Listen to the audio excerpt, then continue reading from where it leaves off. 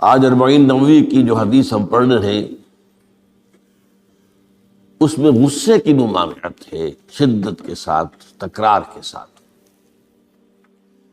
اس کے لیے تمہیداً میں نے سورہ آل عمران کی 2 آیات آپ کو سنائی ہیں۔ وہاں ارشاد ہوتا ہے وَسَارِعُوا إِلَىٰ مَغْفِرَةٍ مِّن رَبِّكُمْ، اے مسلمانوں دوڑ لگا دو اور آگے سے آگے نکلنے کی کوشش کرو۔ مسارعت کے معنی ہوں گے تیز دوڑنے میں ایک دوسرے کے ساتھ مقابلہ کرتے ہوئے آگے نکلنے کی کوشش۔ سارعوا الی مغفرۃ من ربکم، اپنے رب کی مغفرت کی طرف دوڑو اور دوڑ میں مقابلہ کرو، ایک دوسرے سے آگے نکلنے کی کوشش کرو۔ وجنۃ، اور اس جنت کی طرف دوڑ لگاؤ، عرضها السماوات والارض، جس کا پھیلاؤ آسمانوں اور زمین جتنا ہے۔ اعدت للمتقین، وہ تیار کی گئی ہے، سجائی گئی ہے، اسے پورے اہتمام کے ساتھ تیار کیا گیا ہے اہل تقویٰ کے لیے۔ ان اہل تقویٰ کے کچھ اوصاف کیا ہیں؟ الذین ينفقون فی السراء والضراء،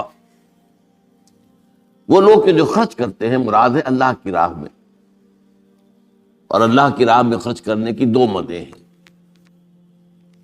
اللہ کی رضا کے لیے اس کے بندوں میں سے جو محتاج ہوں، جن کو کوئی ضرورت لاحق ہو، ان کی مدد کرنا، یتیم ہوں، بیوائیں ہوں، مسکین ہوں، کوئی قرض تلے دب گئے ہوں، وہ سب کے سب اس میں آ جائیں گے۔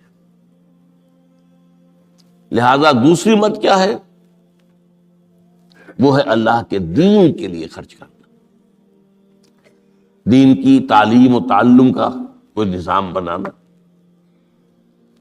پھر یہ کہ دین کو دوسروں تک پہنچانا، اس کے لیے سارے ذرائع جو بھی کسی زمانے میں ابلاغ کے موجود ہوں ان سب کو استعمال کرنا، اس کے لیے خرچ درکار ہے۔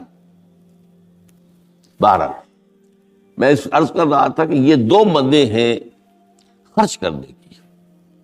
الذین ينفقون فی السراء والضراء، مسرت کی حالت میں آدمی کے پاس کافی ہے، غنی ہے، تب خرچ کر رہا ہے تو ظاہر بات ہے اس حالت میں طبیعت پر اتنا بوجھ نہیں ہوتا خرچ کرنے میں، لیکن خود تنگی محسوس کر رہا ہو پھر خرچ کرے، یہ گویا کہ اس سے اگلا ایک قدم ہے، ضراء ہے، تکلیف کے اندر بھی ہو تو خرچ کرے۔ والکاظمین الغیظ، اور وہ لوگ جو اپنے غصے کو پی جانے والے،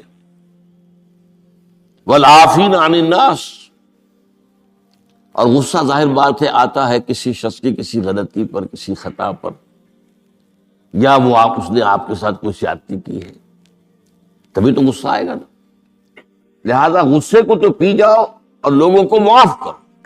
والعافین عن الناس، یہ 2 کام در حقیقت ایک ہی کام کے 2 رخ ہیں، کہ غصہ آیا ہے تو اسے پی جاؤ، اور جس شخص نے بھی تم پر زیادتی کی ہے، تمہارے خیال میں زیادتی کی ہے، ہو سکتا ہے وہ اپنی جگہ پر صحیح ہو، لیکن یہ کہ بہرحال تمہیں غصہ آیا ہے، اس غصے کو پی جاؤ اور اسے معاف کر دو۔ واللہ یحب المحسنین، اور ظاہر بات ہے کہ اللہ تعالیٰ کو تو ایسے محسنین ہی پسند ہے۔ اب یہاں بھی نوٹ کر لیجئے وہی درجہ احسان جو ہم پڑھ چکے ہیں بڑی تفصیل سے، حدیث جبرائیل کے حوالے سے گفتگو شروع ہوئی تھی، بعد میں پھر بھی مختلف مواقع پر گفتگو آتی رہی ہے، اور اگلی حدیث میں پھر آ رہی ہے۔ احسان کسے کہتے ہیں؟ تو اللہ تعالیٰ کو ایسے محسن جو اپنے اس دین کو خوبصورت بنا لے، دین ان کا جو ہے اور دینی زندگی ان کی جو ہے وہ دل کو لبھانے والی ہو، وہ لوگوں کو پسند آنے والی ہو، بلکہ یہ کہ اس کے اندر جو ہے وہ حسن جو ہے دل آویزی پیدا ہو جائے۔ تو اس آیت کے حوالے سے میں آج پھر حدیث آپ کو سنا رہا ہوں۔ اس کے راوی حضرت ابو ہریرہ ہے رضی اللہ تعالی عنہ، انہوں نے ذکر کیا ہے اور اس کی روایت بھی ہے امام بخاری نے کی ہے رحمہ اللہ، ان رجلا قال للنبی صلی اللہ علیہ وسلم، ایک شخص نے حضور صلی اللہ علیہ وسلم سے عرض کیا، اوصنی، حضور مجھے کچھ وصیت فرمائیے۔ اوصا یوسی ایسان، وصیت کرنا، وصا یوصی توصیتن، اس کے معنی بھی وہی ہے۔ وصا یوصی کے معنی ہو جائیں گے تدریجاً، مسلسل وصیت کرتے رہنا، نصیحت کرتے رہنا۔ اور ایک ہے، ایک مرتبہ آپ نے ایک بات کہہ دی، اوصنی، مجھے وصیت فرمائیے، مجھے نصیحت فرمائیے۔ قال لا تغضب، آپ نے ایک ہی بات فرمائی، غصہ نہ کیا کر، مغلوب الغضب نہ ہو جایا کہ غصہ آئے اور تم پر چھا جائے، تمہارے اوپر اپنا غلبہ کر۔ فردد مرارا، اب اس شخص کے دل میں شاید کوئی اور بات تھی، اس نے پھر پوچھا، اوصنی حضور، بس کیجیے وصیت مجھے۔ آپ نے پھر فرمایا لا تغضب، پھر پوچھا، وہ تکرار کرتا رہا اور حضور نے بھی ہر مرتبہ وہی باتیں۔ اب اس سے اندازہ ہو جاتا ہے کہ یہ بات کتنی اہم ہے۔ سب پہلی بات تو میں آپ کو یہ بتا دوں کہ غصہ آ جانا کوئی غیر فطری بات نہیں ہے، غصہ اللہ تعالیٰ نے انسان میں رکھا ہوا ہے۔ البتہ غصے کے اعتبار سے حضرت حسن، غالباً حسن بصری رحمہ اللہ، ان کا ایک قول بڑا حکیمانہ ہے، بہت حکیمانہ ہے۔ وہ فرماتے ہیں کہ ایک انسان تو وہ ہوتا ہے جو پورا انسان ہوتا ہے، مکمل انسان، ایک ہوتا ہے نصف رجل، آدھا انسان، وہ انسانیت کے معیار پر پورا نہیں اترتا، ہاں نصف تک آ جاتا ہے۔ اور ایک انسان ہوتا ہے لیسا برجل، وہ انسان ہوتا ہی نہیں، وہ حیوان ہوتا ہے۔ پورا انسان وہ ہے جسے غصہ دیر میں آئے اور جلدی رفع ہو جائے، اور آدھا انسان وہ ہے جسے غصہ جلدی آئے لیکن جلدی رفع بھی ہو جائے، یا دیر میں آئے تو دیر میں رفع ہو، یہ دونوں برابر ہو جائیں گے۔ جلدی غصہ آیا جلدی ختم بھی ہو گئے، دیر میں آیا دیر لگا دی جانے میں بھی۔ اور جو شخص سرے سے انسانیت کا مستحق ہی نہیں کہ اسے انسان مانا جائے، انہیں غصہ جلدی آ جائے اور دیر میں جائے، تو وہ اصل میں پھر انسان نہیں، وہ اخلاقی اعتبار سے پورا انسان کہلانے کا مستحق نہیں۔ تو غضب کے اعتبار سے یہ تین درجے جو ہے وہ سامنے رہنے چاہیے۔ پھر مزاجوں کی بات بھی ہوتی ہے، اللہ تعالیٰ نے مختلف مزاج بنائے ہیں۔ بعض طبائع کے اندر جمال کا عنصر زیادہ ہوتا ہے، جمالی شخصیت، خوبصورت شخصیت طبعاً۔ بعض جلالی مزاج کے لوگ ہوتے ہیں، ہمارے بزرگوں میں بھی ہوتا ہے، دیندار لوگوں میں بھی ہوتا ہے، یہاں تک کہ نبیوں میں بھی ہے۔ حضرت موسیٰ علیہ السلام جلالی طبیعت کے آدمی، آپ کو معلوم ہے ان کے واقعات کو ہمارے سامنے ہیں جو قرآن میں موجود ہیں۔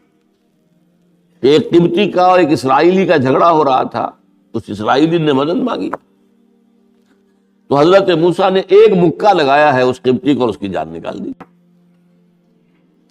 تو ان کے غضب کا، ان کی جلالی طبیعت کا یہ حال ہے۔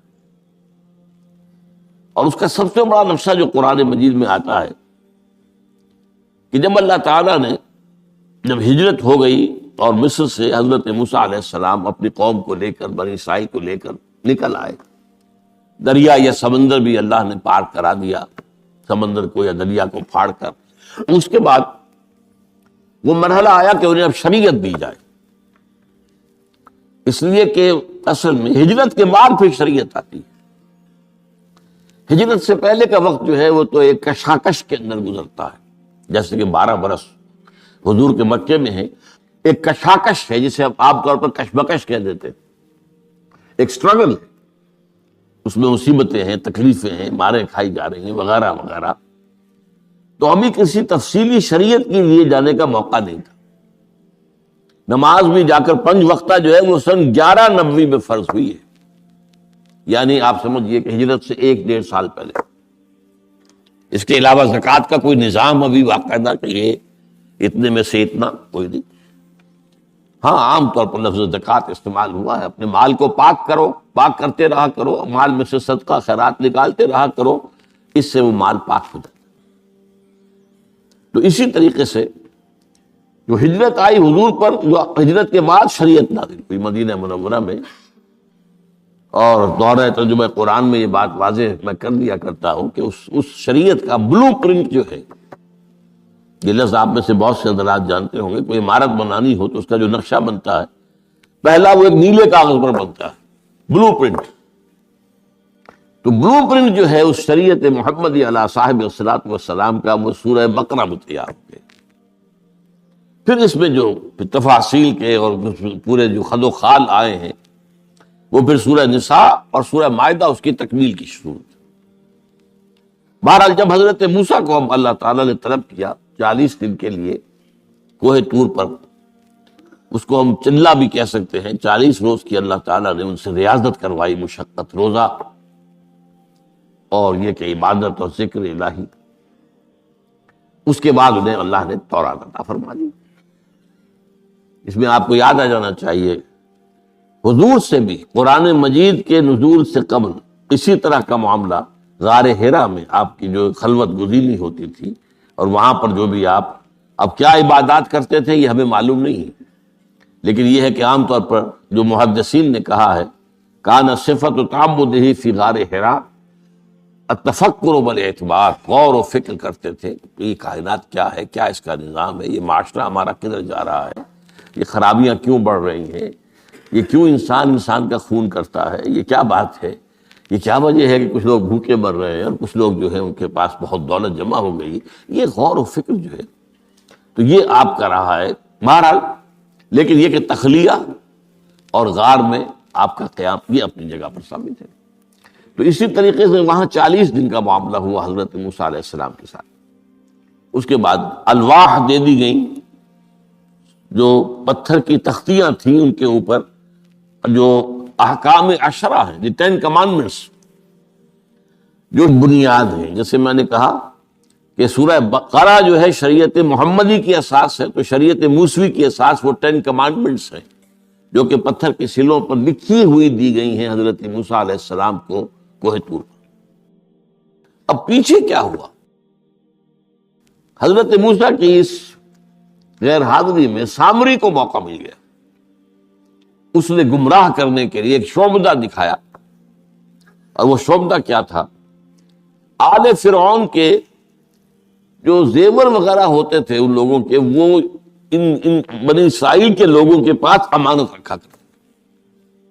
یعنی انہیں بھی اندازہ یہ تھا یہ اسرائیلی جو ہیں یہ بددیانت نہیں، یہ جو ہے اس کے اندر جو ہے وہ نہیں کریں گے کوئی خیانت، خائن نہیں. بہرحال چونکہ حضرت ابراہیم کی اولاد تھے، حضرت یعقوب کی اولاد تھے، تو چاہے اور ان میں خرابیاں آ گئی ہوں گی، لیکن یہ کہ یہ اندازہ انہیں تھا کہ یہ امین لوگ ہوتے ہیں، تو ان کے پاس امانت رکھی ہوئی تھی. جب وہ نکلے وہاں سے وہ ساری چیزیں بھی ساتھ لے کر آ گئے. اس کو کہا اس نے سامری نے کہ یہ پھینک دو، یہ تو نجس ہے، تمہارے لیے جائز نہیں. اس حد تک تو بات ٹھیک ہوئی. پھر ان کو پگھلا کر اور ایک بچڑے کی شکل بنا لی، اور اس کے اندر ایسا کچھ میکینزم رکھا کہ اس میں سے ہوا گزرتی تھی، اندر سے کھوکھلا تھا، تو آواز ایسی آتی تھی جیسے کہ بچڑا ڈکرا رہا ہو. اس نے کہا یہ ہے تمہارا خدا. یہ موسیٰ کو تو مغالطہ لگا ہے، کس غلطی فہمی کے اندر وہ پڑ گئے ہیں، کہاں گئے ہیں، کس خدا کے پاس گئے ہیں، یہ خدا تو یہ ہے، یہ ہے تمہارا خدا، اسے پوجو. بہرحال وہاں کچھ لوگ جو ہے کافی بڑی تعداد میں لوگوں نے پرستی شروع کر دی. اب جب اللہ نے بتایا اے موسیٰ تمہاری قوم پیچھے فتنے میں پڑ چکی ہے، اور اس کی بھی ایک عجیب بات ہے، اس بتائی دوں آپ کو کہ حضرت موسیٰ کے لیے جو اللہ نے وقت معین کیا تھا کوہ طور پر آنے کا، آپ اس وقت مقرر سے پہلے پہنچ گئے. شوق اللہ نے ایکسپلینیشن کال کی، یہ سورہ طٰہٰ میں موجود ہے. ما اعجلک عن قومک یا موسیٰ، موسیٰ یہ تم اپنی قوم کو چھوڑ کر جلدی کیوں آ گئے؟ ابھی تو وہ وقت معین نہیں آیا، کیوں آ گئے؟ اب حضرت موسیٰ تعجب سے کہتے ہیں کہ مجھے تو شاباش ملنی چاہیے تھی کہ تو میرا شوق دیکھ، میرا اشتیاق دیکھ، اور الٹی جو ہے ایکسپلینیشن کال کرنی پڑ رہی ہے. قال عجلت الیک ربی لترضی، پروردگار میں تو جلدی کر کے آیا اس لیے تو راضی ہو جائے کہ تیرے طلب کرنے پر میں وقت معین سے بھی پہلے پہنچ گیا۔ فرمایا نہیں، یہ اجرت جو ہے یہ ایسی خطا ہے تمہاری کہ تم نے در حقیقت جو یہ غلطی کی ہے اس کی وجہ سے سامری کو موقع مل گیا ہے کہ اس نے تمہاری قوم کو اضلهم السامری، سامری نے گمراہ کر دیا۔ یہ خبر پا کر اب حضرت موسیٰ علیہ السلام جب آئے ہیں واپس اپنی قوم، اس کے لیے جو الفاظ آئے ہیں یہ سورہ اعراف کے اندر ہے، فلما رجع موسیٰ الی قومہ غضبان آسفا۔ یہ غضبان، یہ غضب کی ایک انتہائی شکل۔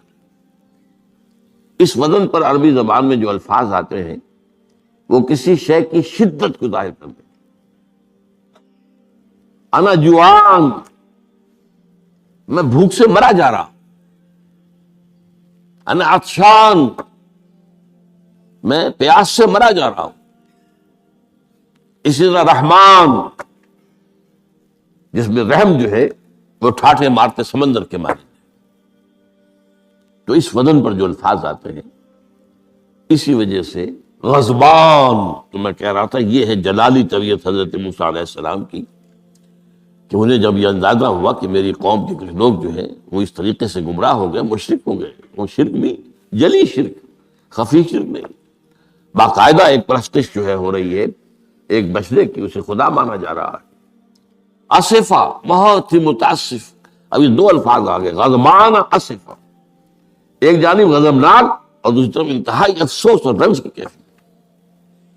چنانچہ وہاں آ کر جو الفاظ قرآن مجید میں آئے ہیں اسی جلالی طبیعت کا مظہر، وَأَلْقَى الْأَلْوَاحَ، وہ جو لے کر آئے تھے تختیاں وہ تو آپ نے ڈال دی، وَأَخَذَ مِرَاثَ أَخِيهِ يَجُرُّهُ إِلَيْهِ، اپنے بھائی حضرت ہارون کا سر پکڑ کر، بلکہ داڑھی کے بعد پکڑ کر اور پیشانی کے بعد پکڑ کر گھسیٹا، یہ تم نے کیا کیا؟ میں تمہیں خلیفہ بنا کر گیا تھا یہاں، تمہارے ہوتے ہوئے اور یہ کام ہو گیا، تم کیوں نہ میرے پیچھے آ گئے مجھے بتانے کے لیے؟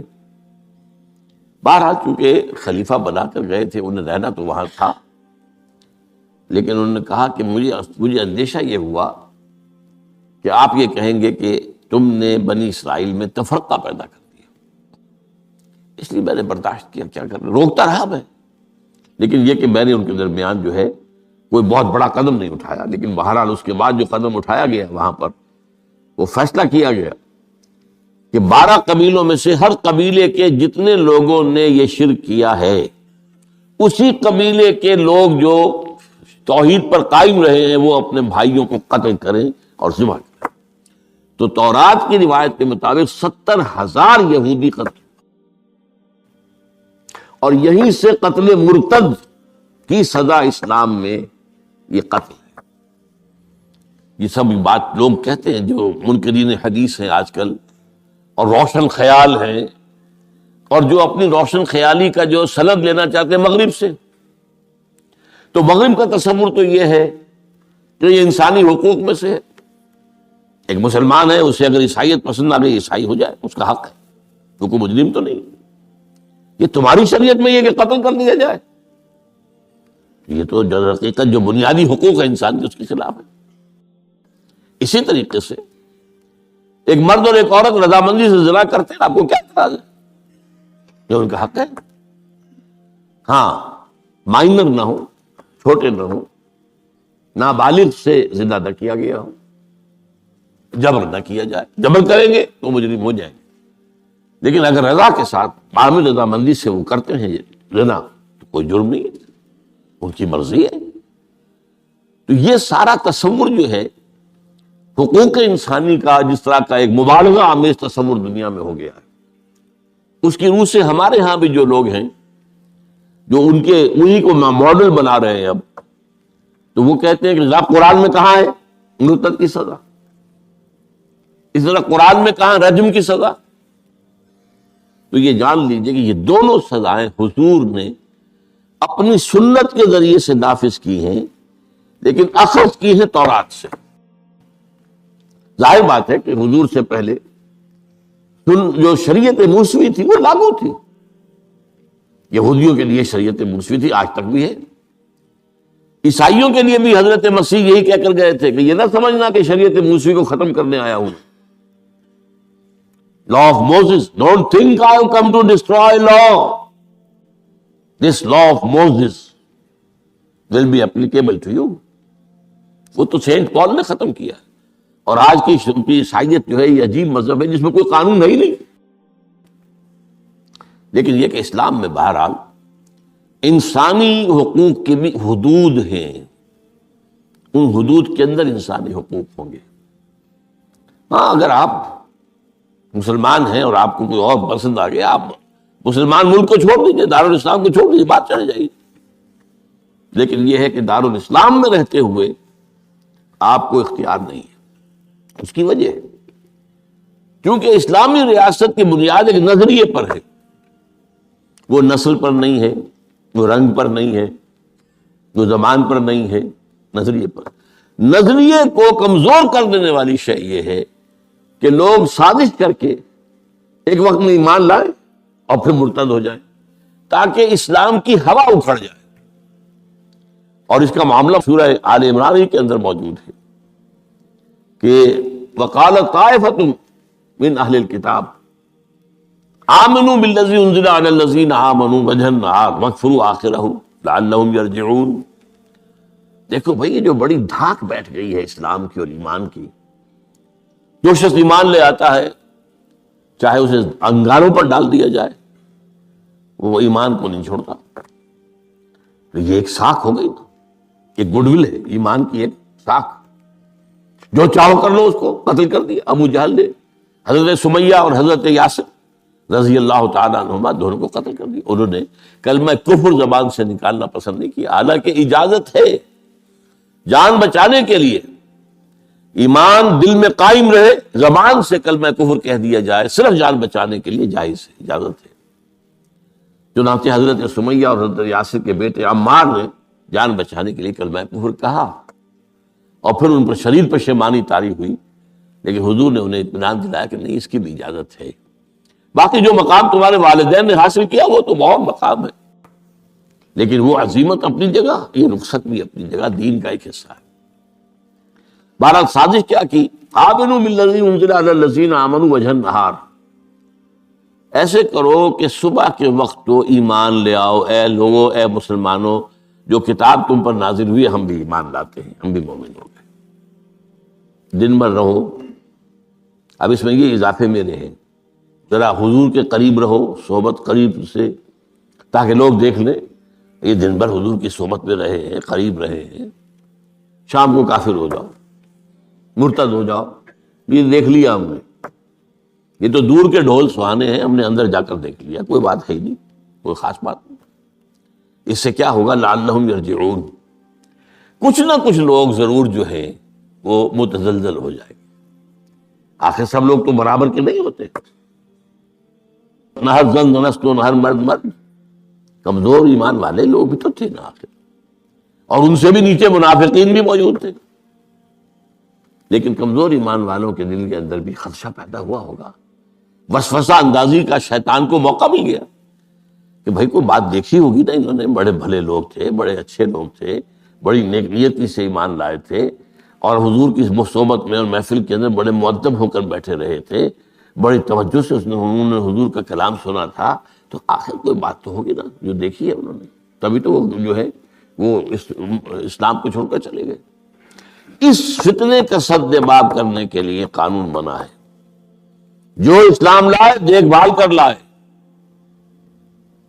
اس لیے کہ ظاہر بات ہے کہ یہ تو اب ایک وادی، اس کے اندر قدم رکھنا ہے جس میں مشکلات بھی آئیں گی، تکالیف بھی آئیں گی. لیکن یہ کہ بہرحال اس سے رجوع کرنے کا پھر حق نہیں ہوگا. اسلام اگر چھوڑو گے تو قتل کیے جاؤ گے. یہ کنڈم کرنا اس کو شریعت اسلامی کے خلاف بغاوت ہے.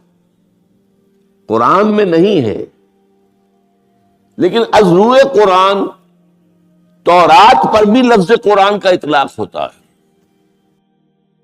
چنانچہ مکے کے کفار اور مشرکین کا قول نقل ہوا ہے، قالوا لن نؤمن بهذا القرآن والذی بین یدیہ، انہوں نے کہا نہ تو ہم اس قرآن پر ایمان لائیں گے جو محمد پیش کر رہے ہیں، اور نہ اس قرآن پر جو ان سے پہلے ہے۔ تو تورات کو بھی ایک معنی میں قرآن کا لفظ جو ہے اس کا اطلاق ہوتا ہے۔ تو حضور صلی اللہ علیہ وسلم نے یہ دو سزائیں جو ہیں، قتل مرتد اور رجم کی سزا بھی ظاہر بات ہے قرآن میں نہیں ہے، ہم مانتے ہیں قرآن میں نہیں ہے، لیکن شریعت جو ہے وہ صرف قرآن پر مبنی نہیں ہے۔ بس یہ بات ایک اصول موٹی، شریعت کی دو بنیادیں مستحکم ہیں، مستقل بذات ہیں، انڈیپینڈنٹ آف ایچ ادر، کتاب اللہ و سنت رسول صلی اللہ علیہ وسلم، اللہ کی کتاب اور اللہ کے رسول کی سنت، صرف قرآن نہیں ہے۔ یہ اہل قرآن جو بھی کہلاتے ہوں، جن کو منکرین حدیث کہنا چاہیے، جو یہ قرآن مجید کو ہی سمجھتے ہیں کہ بس یہی بہت کافی ہے، اس کی پھر تعبیریں جو کرتے ہیں، ان میں سے دو آدمی بھی نماز پر متفق نہیں۔ نماز کتنی ہوں گی، نماز ہے بھی کہ نہیں، صلاۃ کے معنی نماز ہے بھی کہ نہیں، متفق نہیں، کیسے ہوں گے؟ تو سنت رسول سے معین ہوا ہے، صلو کما رأیتمونی اصلی، نماز پڑھو جیسے مجھے دیکھتے ہو میں نماز پڑھتا ہوں، سارا معاملہ تو اس سے ہے۔ تو بہرحال اس اعتبار سے یہ جو میں نے آپ کو حضرت موسیٰ علیہ السلام کا معاملہ بتایا، تو اس میں ایک بات قائم کرنا چاہتا ہوں آپ کے ذہن میں کہ غضب کب آتا ہے انسان، غصہ کب آتا ہے؟ کسی نہ کسی حمیت پر زد پڑتی ہے تو غصہ آتا ہے، یا تو حمیت ذات ہے، آپ نے محسوس کیا میری ذات کے اوپر جو ہے حملہ کیا گیا ہے، میری شہرت پر، میری عزت پر، لہذا غصہ آ گیا، یا یہ کہ میرے خاندان پر کوئی حرف لایا گیا ہے، بے حرمتی کی گئی ہے، یا میری قوم اور وطن پر، اور یا اللہ کے دین پر، تو اس میں حمیت دینی پر غصہ آنا یہ ظاہر بات ہے کہ مستثنی ہو جائے گا ان غصوں سے جو حمیت ذاتی پر آیا ہے، یا حمیت عائلی پر آیا ہے، یا حمیت قومی و وطنی پر آیا ہے۔ لیکن یہ کہ اللہ کے دین کے معاملے میں غضبناک ہو جانا، اس میں ظاہر بات ہے کہ فرق پڑ جائے گا بنیادی طور پر۔ تو حضرت موسیٰ کا غصہ جو آیا ہے وہ اس پر آیا ہے کہ میری قوم، یہ وہ لوگ جنہوں نے 9 جو ہے معجزے وہ تو مصر کے اندر رہتے ہوئے دیکھے، وَلَقَدْ آتَيْنَا مُوسَىٰ 9 آیات بینات، سورہ بنی اسرائیل میں ہے، 9 معجزے، شروع میں 2 تھے پھر آتے چلے گئے، اور پھر اتنے بڑے بڑے معجزے دیکھے، سب سے بڑا معجزہ سمندر کا پھٹ جانا، اور اسی صحرائے سینا کے اندر اس پڑاؤ جو ڈالا ہے کوہ طور پر، اس سے پہلے من و سلویٰ کا نزول ہوا ہوگا، ایک چٹان سے 12 جو ہے چشمے بھی پھوٹے ہیں، یہ سب کچھ دیکھا، تب حال یہ ہے اس کا۔ تو اس پر غصے کا آنا، غضبناک ہو جانا، یہ گویا کہ بالکل معقول ہے، قرین قیاس ہے۔ اس میں بھی ایک اور مثال ہے اللہ کے رسولوں میں سے، انہیں بھی حمیت دینی پر غضبناک ہوئے اور انہیں غصہ آیا شدید، وہ حضرت یونس علیہ السلام تھے۔ وَظَنُّونَ إِذْ ذَهَبَ مُغَاضِبًا وَظَنَّ أَن لَّن نَّقْدِرَ عَلَيْهِ، نینوا ایک شہر ہوتا تھا عراق کے شمال کے اندر، وہاں یہ بھیجے گئے تھے رسول بنا کر، انہوں نے دعوت دی، جو بھی تلقین، نصیحت، تبلیغ، حق ادا کر دیا، قوم ایمان نہیں لائی، کفر پر اڑی رہی۔ اس کے بعد یہ غضبناک ہو کر، اب یہ غضب جو ہے یہ دین کا غضب ہے، اپنی قوم کو چھوڑ کر چل دیے، لیکن یہاں ایک خطا ہو گئی ان سے۔ حضرت موسیٰ سے خطا کیا ہوئی تھی کہ وقت معین سے پہلے پہنچ گئے، فَإِنَّا قَدْ فَتَنَّا قَوْمَكَ مِن بَعْدِكَ، اس کی سزا مل گئی۔ یہاں غلطی کیا ہوئی کہ رسول جو قوم کی طرف بھیج دیا جائے، جس قوم کی طرف یا جس شہر کی طرف یا جس علاقے کی طرف، جب تک ایکسپریس پرمیشن اللہ کی نہ آ جائے رسول جگہ چھوڑ کر نہیں جا سکتا۔ یہاں یہ ہے کہ وہ اتنے غضبناک ہو گئے کہ یہ بات جو ہے یہ ذہن کے سامنے نہ رہی اور آپ اپنی قوم سے ناراض ہو کر یہ بدبخت قوم جو ہے اب یہ تو ہلاک ہو کر ہی رہے گی، تو یہ چھوڑ کر چلے گئے، یہ غلطی ہوئی۔ چنانچہ آپ کو یاد بھی آ گیا ہوگا کہ جب ہجرت مدینہ کی اجازت آ گئی ہے اللہ کی طرف سے عام صحابہ کے لیے، تو آپ نے کہہ دیا چلے جاؤ مدینے جاؤ، آپ خود نہیں گئے جب تک کہ ایکسپریس پرمیشن، واضح طور پر معین طور پر آپ کے لیے اجازت نہیں آ گئی، اس وقت تک آپ نے مکے سے سفر نہیں کیا۔ حضرت یہ واقعہ سیرت کا مشہور واقعہ ہے، حضرت ابوبکر صدیق رضی اللہ تعالیٰ عنہ نے 2 اونٹنیاں تیار کی تھی کہ لمبا سفر ہے اور تیز جانا ہوگا، ہم جب جائیں گے تو ظاہر بات ہے پیچھا کیا جائے گا، تعاقب ہوگا، تو اچھی فربا اونٹنیاں ہوں، تو انہیں خوب کھلا پلا کر تیار کیا تھا اور حضور کو بتایا نہیں تھا۔ اب منتظر تھے حضور کیا اجازت آ گئی؟ نہیں ابھی نہیں آئی۔ پھر پوچھا اجازت آئی؟ حضور نہیں آئی۔ اب حضرت عائشہ فرماتی ہیں اور نکاح میں آ چکی تھی حضور کے، لیکن تھی ظاہر بات ہے کہ 6 سال کی عمر میں نکاح ہو گیا تھا، 9 سال کی عمر میں وداعی ہوئی ہے بعد میں مدینے میں جا کے۔ تو ان کی روایت ہے کہ ہم نے دیکھا کہ دوپہر کے وقت حضور چلے آ رہے، تشریف لا رہے۔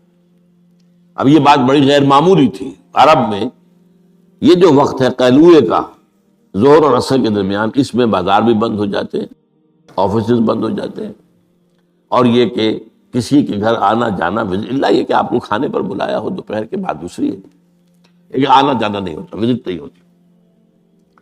تو بڑے حیران ہوئے، تو حضور نے اپنا ذرا چہرہ وغیرہ چھپایا ہوا بھی ہے اپنے رومال میں، تشریف لائے اور آ کر کہا کہ میں اندر آنا چاہتا ہوں۔